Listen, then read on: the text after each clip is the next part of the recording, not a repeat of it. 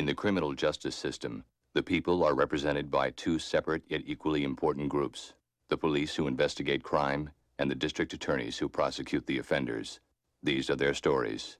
Our first mystery is the tale of a company man who was away at a CertaPro conference and came back to a standing desk he could not stand at. After a long holiday break and a trip to Palm Springs, our first victim returned from his business trip to find his bed risers missing.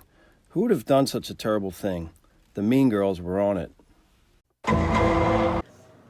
First and foremost, since 2016, we have rebranded ourselves and we're no longer known as the mean girls of SEOM. But we were determined to solve this crime. We put out flyers, we sent emails to the company, and mentioned it in a learning session. There was really not much more we could have done.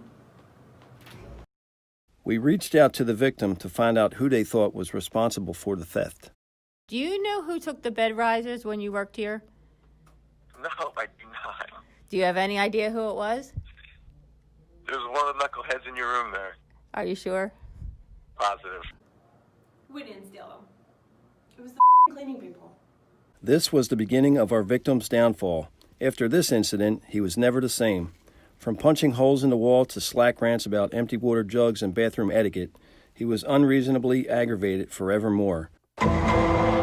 The missing bed risers was the first unsolved mystery to occur at SEOM, but not the last.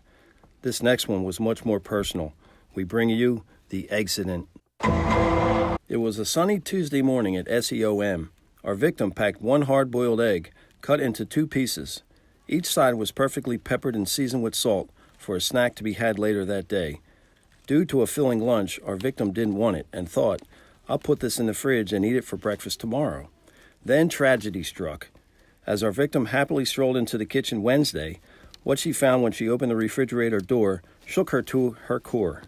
Our victim's Tupperware was now missing half of the egg. Who would go into someone's personal Tupperware and eat one half of a hard-boiled egg? There's always food in the refrigerator at work.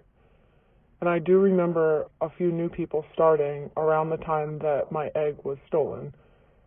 The only person that I could possibly think of that would have taken half of an egg from the Tupperware container would be Steve Axe.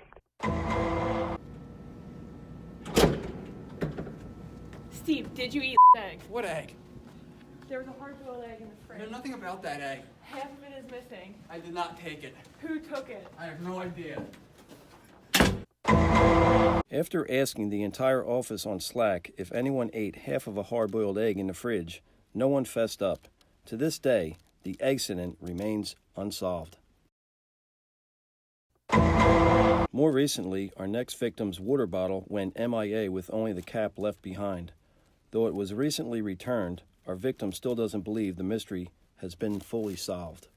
When did your water bottle go missing? My water bottle went missing last Monday. So, last week Monday. And did you have any suspects of who took it? No, who would want a water bottle without a cap? Did you find the water bottle? I did not find it, but it was brought to me by Ian last week, Friday. Apparently it was on his desk. But do you think it was Ian that took the water bottle? I don't think it was Ian that took the water bottle. I definitely know somebody took it and maybe had found it or was hiding it and then placed it on Ian's desk for maybe planting it or maybe setting him up. I don't know. Did Ian really not notice an extra water bottle on his desk for almost a week? Was someone trying to set him up? If you have any tips regarding one of the mysteries in this documentary or a mystery of your own you want solved, stop by 309 and file a case.